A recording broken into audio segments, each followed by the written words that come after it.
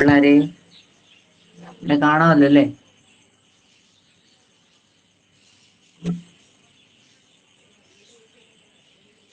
കാണാമല്ലോ അല്ലേ? ടീച്ചറിന്റെ ആരെ?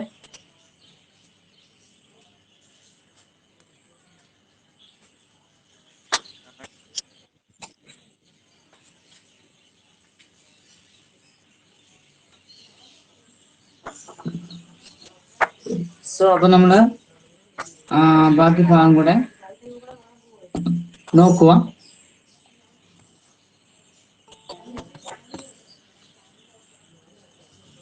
ബാക്കി ഭാഗം നമ്മൾ നോക്കാം. കാണാമല്ലോ അല്ലേ ടീച്ചറിന്റെ ആര്?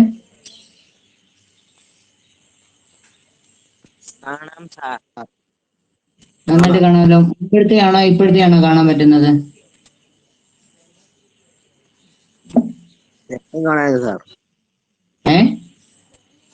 രണ്ടും കാണായിരുന്നു.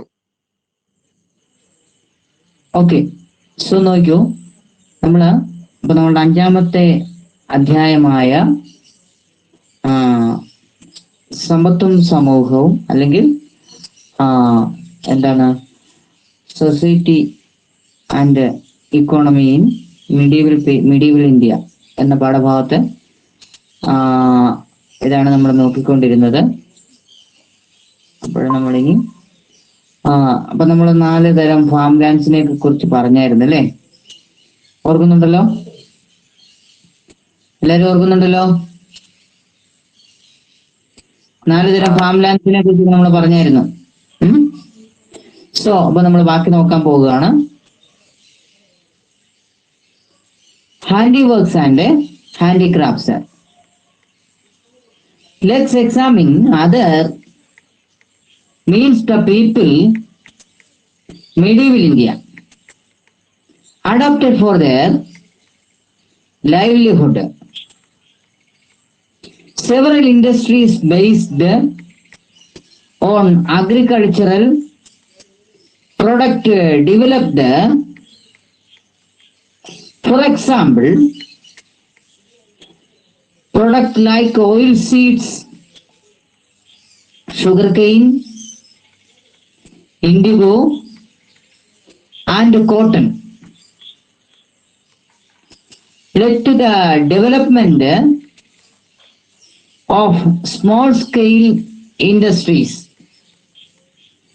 like edible oil, yeggary, weaving, and dyeing.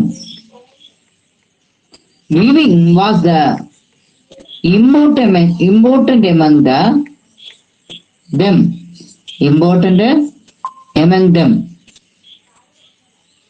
The use of charka, a domestic spinning, was the key factor that facilitated development of textiles industries. It was in the 14th century that charka began to be used in India. Indian adopted this technology from the Chinese. With the advent of charka, the product of yarn increased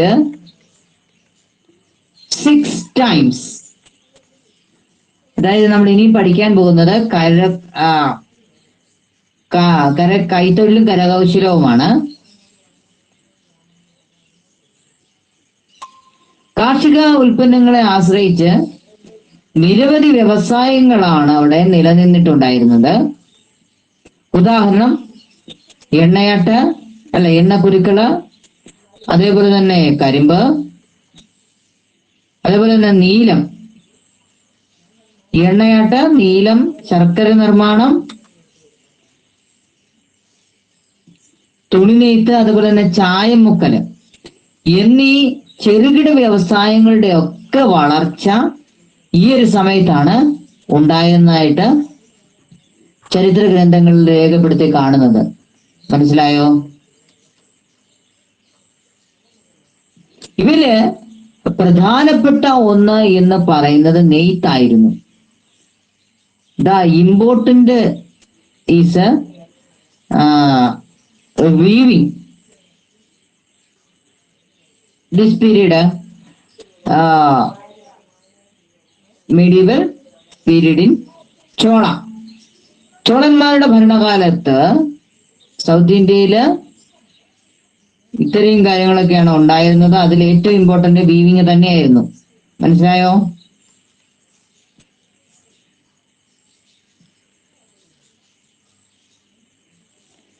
ചർക്കയുടെ ഉപയോഗമാണ് തുണി നിർമ്മാണ രംഗത്തെ സഹായിച്ച ഏറ്റവും വലിയ, അല്ലെങ്കിൽ അതിന്റെ പുരോഗതിക്ക് വേണ്ടി അതിന്റെ പുരോഗതി ഉണ്ടായത് ചർക്കയുടെ ഉപയോഗം വന്നതിന് ശേഷമാണ്. തുണി നിർമ്മാണത്തിന്റെ കൂടുതൽ പുരോഗതി ഉണ്ടായത് ചർക്കയുടെ ഉപയോഗം കൊണ്ട്. മനസ്സിലായോ?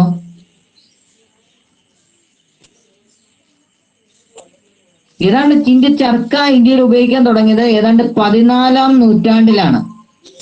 14-ാം നൂറ്റാണ്ടിലാണ് ഇന്ത്യയില് ചർക്കയുടെ ഉപയോഗം ഉണ്ടായിരുന്നത്. മനസ്സിലായോ?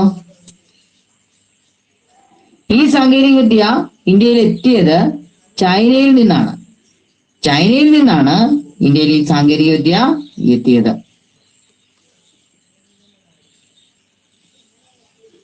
ഏതാണ്ട് 6 മടങ്ങ് വർധനവാണ് ചർക്കയുടെ ഉപയോഗം കൊണ്ട് നൂൽ നിർമ്മാണ രംഗത്ത് ഉണ്ടായത്.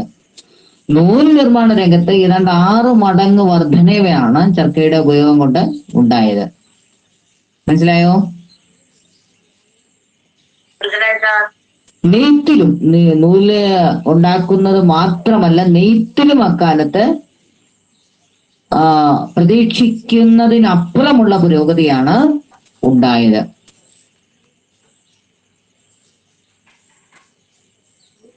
അത് ചവിട്ടി പ്രവർത്തിപ്പിക്കുന്ന തറി, അതായത് തുണി നെയ്യാൻ ഉപയോഗിക്കുന്ന തറി അഥവാ ലൂമ്, അതിന്റെ ഉപയോഗം കൂടുതലായിരുന്നു.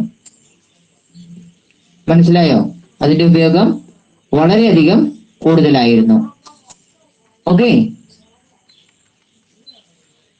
we also advance along with spinning. The invention of loom brought tremendous changes in weaving. The technology for the production of silk from silkworms also spread widely during the period. It was Bengal pioneered the production of silk in the 14th century.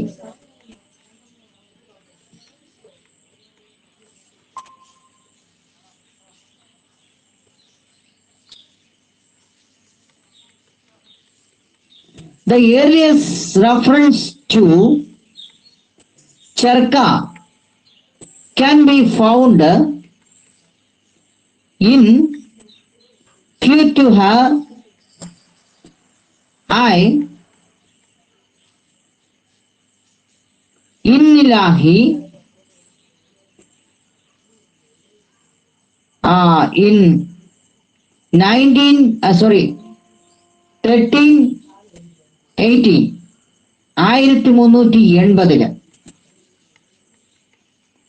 The above given the picture is taken from Mr. Hull. Abul Fasal written in the 15th century.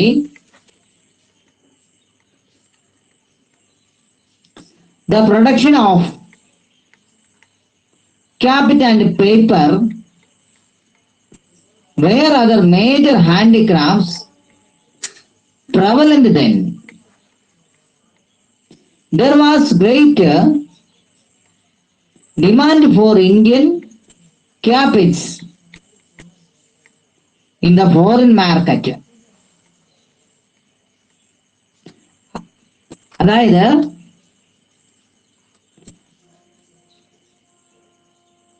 അതേപോലെ തന്നെ പട്ടുനൂൽ പുഴുണ്ട്. പട്ടുനൂൽ പുഴുവിന്റെ പുഴുവിന്റെ ആ പുഴുവിൽ നിന്നും നൂലുണ്ടാക്കുന്ന ഒരു സാങ്കേതിക വിദ്യയും ഇന്ത്യയിലേക്ക് വന്നു. മനസ്സിലായോ? ഇത് 14ാം നൂറ്റാണ്ടിലെ ബംഗാളിലാണ് ഇത് ആരംഭിച്ചത്.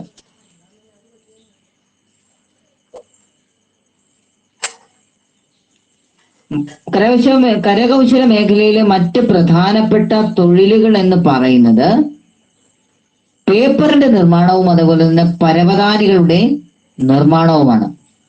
പേപ്പർ നിർമ്മാണം അതേപോലെ തന്നെ പരവതാനികളുടെ നിർമ്മാണവുമാണ് ഈ രംഗത്ത് പിന്നെ ഉണ്ടായ മറ്റു രണ്ട് പ്രധാനപ്പെട്ട നേട്ടങ്ങൾ എന്ന് പറയുന്നത്. മനസ്സിലായോ?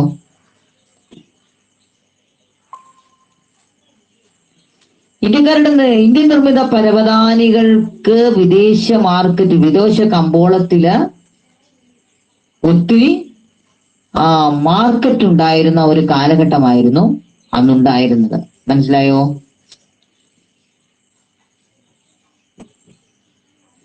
ഏതാണ്ട് 13ാം നൂറ്റാണ്ടോട് കൂടി തന്നെ ഇന്ത്യയില് കടലാസ് നിർമ്മാണം ആരംഭിച്ചതായിട്ട് പറയപ്പെടുന്നുണ്ട്.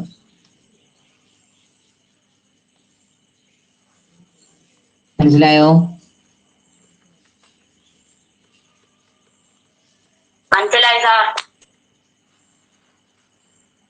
At Sambar Lake begins to India paper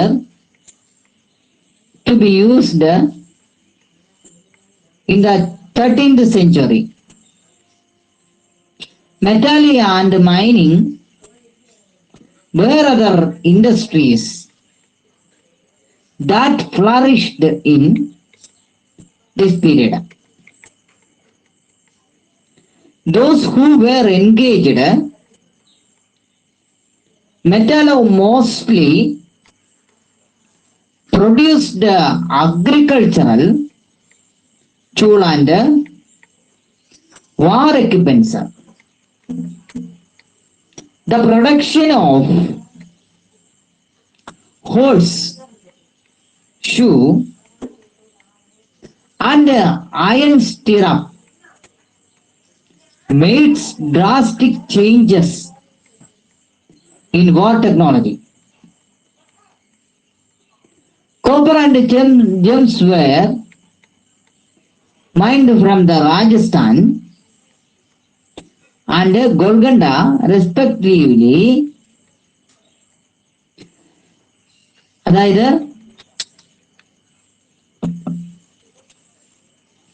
കൂടാതെ ലോക സംസ്കരണം അതേപോലെ തന്നെ ഖനന വ്യവസായം എന്നിവയാണ് അക്കാലത്ത് പുരോഗതി പ്രാപിച്ച മറ്റൊരു മേഖല എന്ന് പറയുന്നത്. ഈ ലോകങ്ങളെ സംസ്കരിച്ചെടുത്തിട്ട് അത് ഉപയോഗിച്ച് പ്രധാനമായിട്ടുള്ള നിർമ്മാണം നടത്തിയിരുന്നത് ഏതെന്ന് വെച്ചാൽ കാർഷിക ഉപകരണങ്ങളും അതുപോലെ തന്നെ യുദ്ധോപകരണങ്ങളുമാണ് ഇത് വെച്ച് പ്രധാനമായിട്ടും ഉണ്ടാക്കിയിരുന്നത്. മനസ്സിലായോ? പ്രധാനമായിട്ടും നിർമ്മിച്ചിരുന്നത് ഇവ രണ്ടുമാണ്. ഇരുമ്പ് കൊണ്ടുള്ള ലാടം അഥവാ കുതിരയ്ക്ക് തറയ്ക്കുന്ന ഹോഴ്സ് ഷൂസ്, കുതിരലാടം.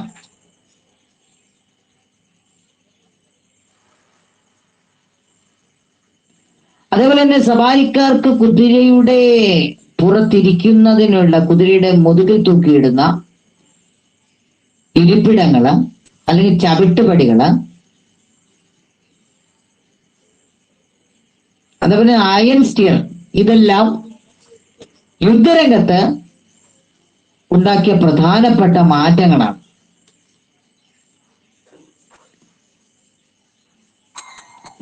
അതേപോലെ തന്നെ മറ്റൊരു കാര്യം എന്ന് പറയുന്നത് രാജസ്ഥാനിൽ നിന്നും ഇരുമ്പും ഗോൾക്കണ്ടയിൽ നിന്നും രത്നങ്ങളും രാജസ്ഥാനിൽ നിന്നും ചെമ്പും ഗോൾക്കണ്ടയിൽ നിന്നും രത്നങ്ങളും അക്കാലത്ത് ഖനനം ചെയ്ത് അല്ലെങ്കിൽ കുഴിച്ചെടുത്തിരുന്നു.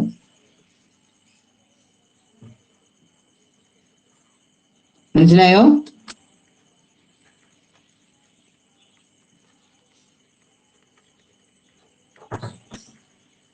Salt production was another important occupation that thrived much in this period. Seashore salt rocks and salt lakes were the major sources of source. West Punjab and Sambha in Rajasthan were the chief salt producing.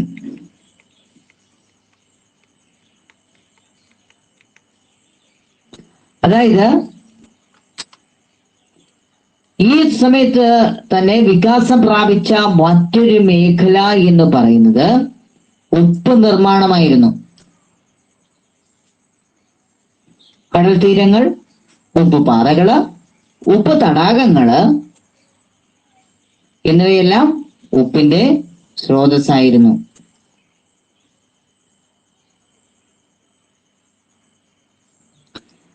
Western Punjab അഥവാ പശ്ചിമ പഞ്ചാബ്, അതേപോലെ തന്നെ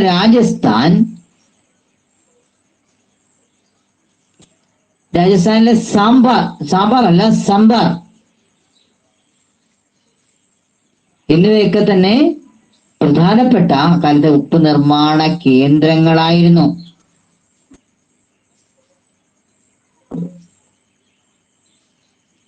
അവിടെ ഒരു ചിത്രം കൊടുത്തേക്കുന്നുണ്ടോ? കണ്ടോ?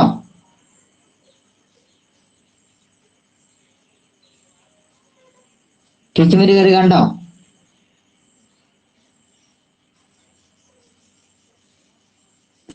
സംബാർ തടാകത്തിന്റെ ഒരു ചിത്രം അവിടെ കൊടുത്തിട്ടുണ്ട്. കേട്ടോ?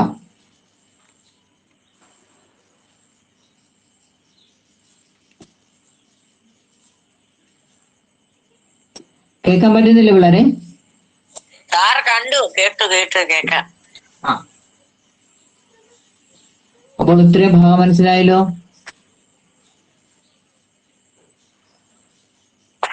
മനസ്സിലായി സാർ. അടുത്തത് ട്രേഡ് ആൻഡ് കോമേഴ്സ് ആണ്. എന്താണ് trade and commerce? Trade and commerce, the surplus protection help the growth of commerce. മനസ്സിലായോ?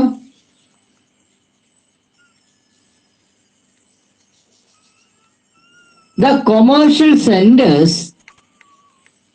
in India attracted traders from all over the world. The major countries that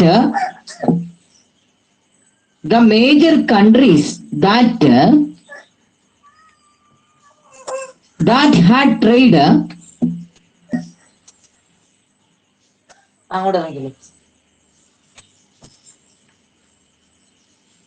മനസ്സിലായോ? Relation with India medieval period are listed below.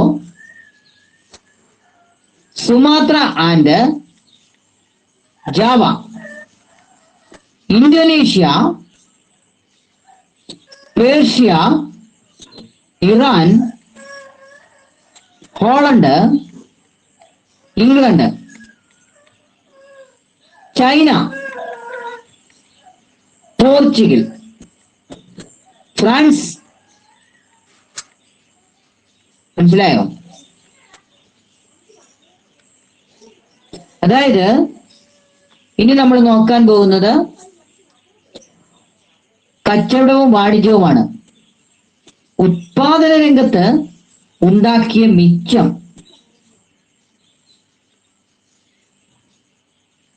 ആ മിച്ചം വാണിജ്യത്തിന്റെ വളർച്ചയ്ക്ക് സഹായകമായിട്ടുണ്ട്. ഉത്പാദന രംഗത്തുണ്ടായ മിച്ചം അത് വാണിജ്യങ്ങളുടെ വളർച്ചയ്ക്ക് സഹായകമായിട്ടുണ്ട്. അപ്പോൾ അങ്ങനെ ഇന്ത്യയുടെ വാണിജ്യ കേന്ദ്രങ്ങള് ലോകത്തിന്റെ നാനാഭാഗത്തുള്ളവരെയാണ് ആകർഷിച്ചത്.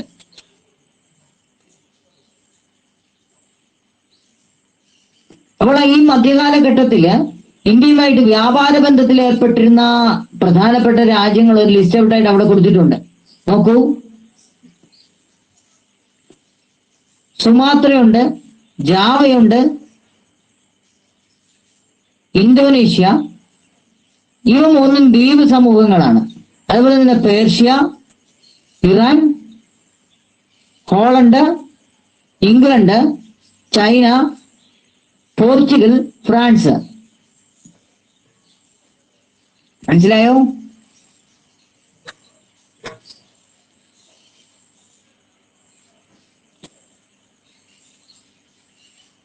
കണ്ടോ ആ ചിത്രങ്ങൾ, ആ ലിസ്റ്റ് ഔട്ട് കണ്ടോ?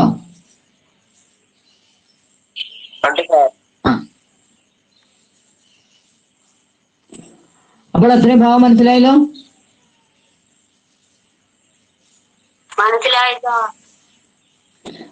Okay. India had England and maritime trade relations with the foreign countries. The two major inland trade routes were from Lahore in the present Pakistan to Kabul in the present Afghanistan, and from the Multan in the present Pakistan to Kandahar in the present Afghanistan.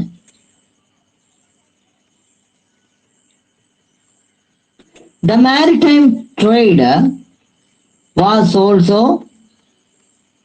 known as coastline trade.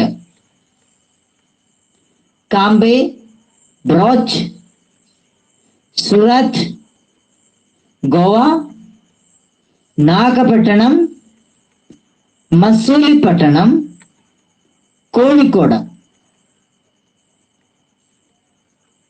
and Kollam were the major ports.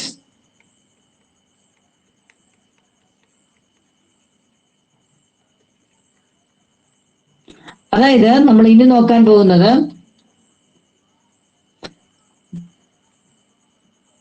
ഇന്ത്യക്ക് കരവഴിയും കടൽ വഴിയും വിദേശ രാജ്യങ്ങളുമായിട്ട് വാണിജ്യബന്ധം ഉണ്ടായിരുന്നു. കരവഴിയുള്ള രണ്ട് പ്രധാനപ്പെട്ട വാണിജ്യ മാർഗങ്ങളായിരുന്നു, നല്ല വാണിജ്യ പാതകളായിരുന്നു. ലാഹോർ ഉണ്ട്, അതായത് ഇന്നത്തെ പാകിസ്ഥാനാണ്. ലാഹോർ ഇന്നത്തെ പാകിസ്ഥാൻ. അവിടെ നിന്നും കാബൂളിലേക്ക്, ഇന്നത്തെ അഫ്ഗാനിസ്ഥാനിലേക്ക്. മറ്റൊന്ന് മുൾട്ടാനാണ്. മുൾട്ടാൻ എന്ന് പറഞ്ഞാൽ ഇന്നത്തെ പാകിസ്ഥാനാണ്. അവിടെ നിന്നും കാണ്ഡഹാർ, ഇന്നത്തെ അഫ്ഗാനിസ്ഥാനിലെ കാണ്ഡഹാറിലേക്ക് ഒരു പാതയുണ്ടായിരുന്നു. അതുപോലെ തന്നെ കടൽ വഴി വാണിജ്യം ഉണ്ടായിരുന്നു. ആ കടൽ വഴിയുള്ള വാണിജ്യം തീരദേശ വാണിജ്യം എന്നും അറിയപ്പെട്ടു.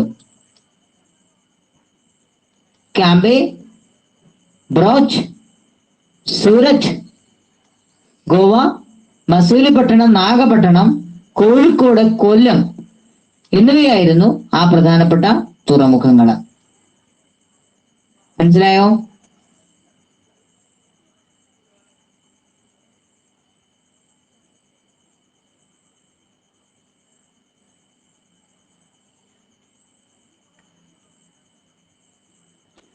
അന്നത്തെ ട്രേഡ് ഗ്രൂപ്പ്സും അവരുടെ സെക്ടറും അവിടെ താടി കൊടുത്തിട്ടുണ്ട്. നോക്കൂ,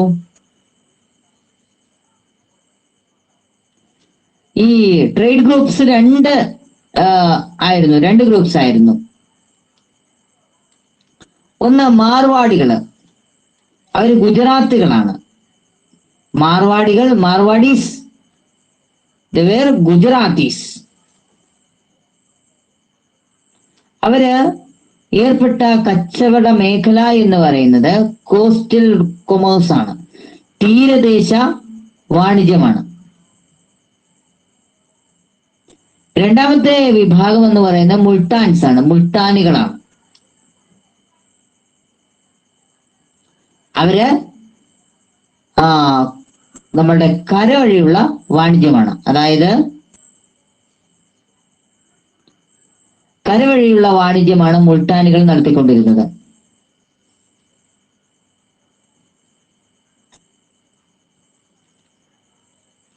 മനസ്സിലായോ?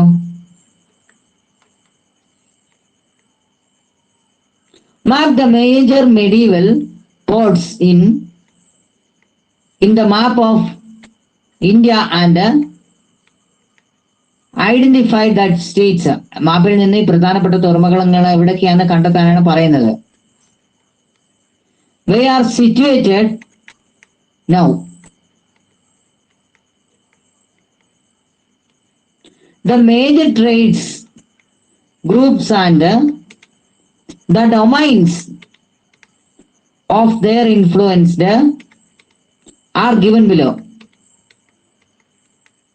The major exports are export items were cottons, fabrics, indigo, salt, and sugar. Then the important items, including metals, leather, velvet, dry fruits, and horse. The Arabs were the middlemen in the import of horse from the Central Asia. In South India, the horse traders were known as Kudirachettis. Earlier Arab arts upper hand in this trade. In this arrival of Portuguese, the Arabs lost their influence over this trade are the Portuguese gained the upper hand. അതായത് ലോഹങ്ങള്, തുകല്, velvet, ഉണങ്ങിയ പഴങ്ങള്,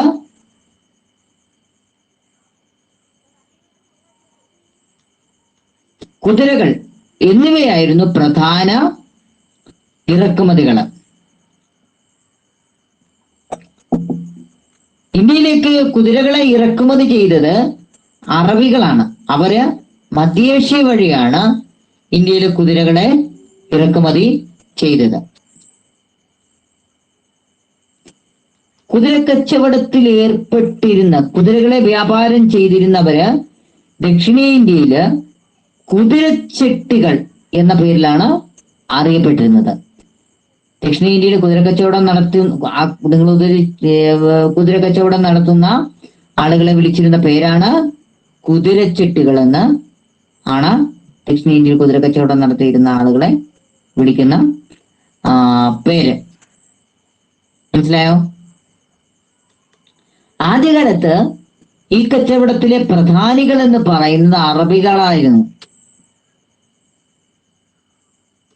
പിന്നീട് 1498 Portuguese ഇവിടെ എത്തുകയും അറബികൾ പിന്തള്ളപ്പെടുകയും ചെയ്യുന്ന ഒരു സാഹചര്യമാണെന്ന് നിലവിലുണ്ടായിരുന്നത്.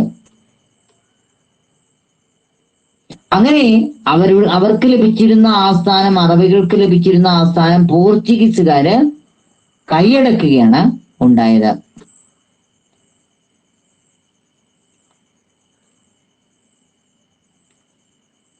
അങ്ങനെ ഇന്ത്യയും യൂറോപ്പും തമ്മിലുള്ള നേരിട്ടുള്ള ഒരു കച്ചവട ബന്ധം ആരംഭിക്കുന്നത് 1498 പോർച്ചുഗീസുകാരുടെ വരവോടുകൂടിയാണ്.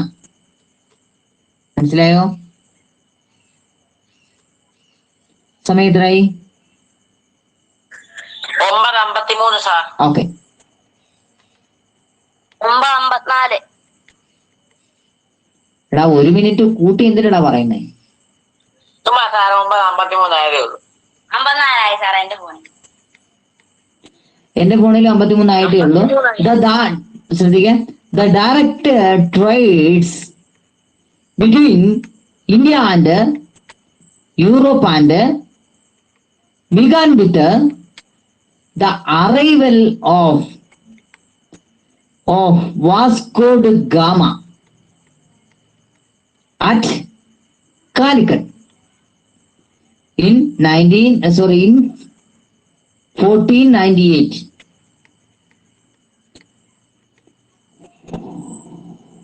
The Dutch, the English and the French landed in India's for trade following the Portuguese. The chief items they collected from India were spices, fabrics, indigo, sugar, and salt. The major shift in the trade relations was the mutual rivalry among the Europeans. The four established monopoly trade which converted India as ground for the imperial wars. It was English who emerged as the winners in the competition.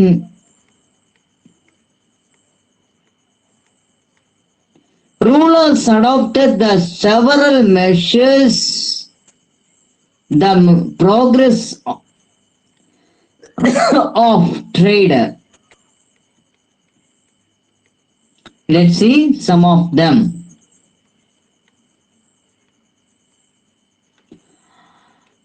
അതായത് മേൽപ്പറഞ്ഞ വിഭാഗങ്ങളൊക്കെ തന്നെ, അതായത് ഡച്ചുകാര്, ഫ്രഞ്ചുകാര്, പോർച്ചുഗീസുകാര്, ഇംഗ്ലീഷുകാരൊക്കെ തന്നെ കച്ചവടത്തിന് വേണ്ടി ഇന്ത്യയിൽ എത്തിയിട്ടുണ്ട്. അവരുടെ പ്രധാനപ്പെട്ട കച്ചവട വാണിജ്യ കേന്ദ്രം, കച്ചവട വസ്തുക്കൾ എന്ന് പറയുന്നത് തുണിത്തരങ്ങള്, സുഗന്ധദ്രവ്യങ്ങള്, പഞ്ചസാര, ഉപ്പ് എന്നിവയൊക്കെ ആയിരുന്നു. അവർ ഇന്ത്യയിൽ നിന്ന് കളക്ട് ചെയ്തുകൊണ്ട് പോയത്.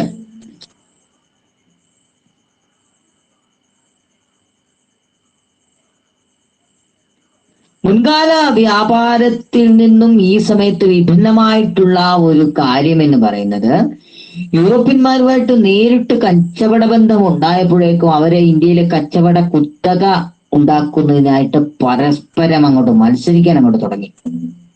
മനസ്സിലായോ?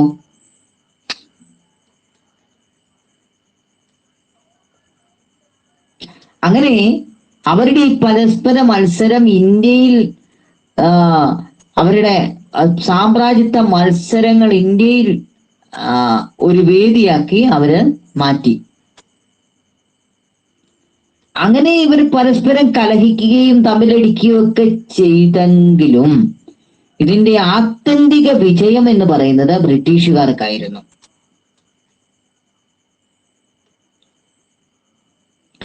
അങ്ങനെ കച്ചവട പുരോഗതിക്കായിട്ട് ഭരണാധികാരികള് വിവിധ തരത്തിലുള്ള നടപടികളാണ് സ്വീകരിച്ചത്.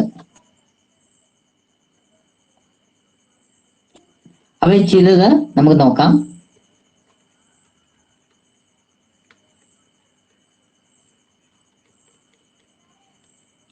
construct road connecting major cities, granted loans traders അലക് ആൻഡ് ദാവ. അതെന്താണെന്ന് നോക്കാം. നമുക്ക് അടുത്തത് അത് ഉല്ലുക്കും ദാവയും അത് നമുക്ക് അടുത്ത ക്ലാസ് നോക്കാം. ഇത്തരത്തിന് മലയാളം കൂടെ പറഞ്ഞിട്ട് നമുക്ക് ഇന്നത്തെ ക്ലാസ് അവസാനിപ്പിക്കാം.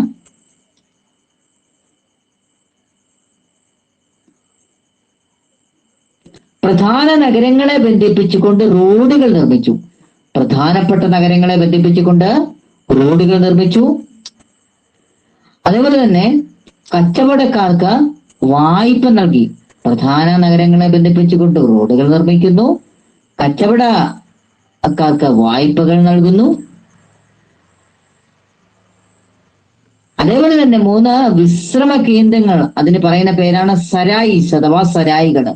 വിശ്രമ കേന്ദ്രങ്ങൾ പണിതു. അതേപോലെ ഏകീകൃത നികുതി സമ്പ്രദായം നടപ്പിലാക്കി. യൂണിഫോമും ഫ്രം ദ ടാക്സ് സിസ്റ്റം.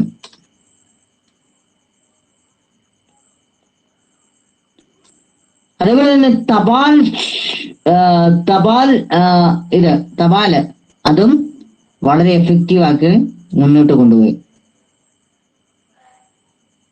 അതേപോലെ തന്നെ കാര്യക്ഷമമായ കോയിൻ സിസ്റ്റം, നാണയ സമ്പ്രദായം നടപ്പിലാക്കി. അപ്പോൾ ഇത്രയും ഭാഗം മനസ്സിലായല്ലോ.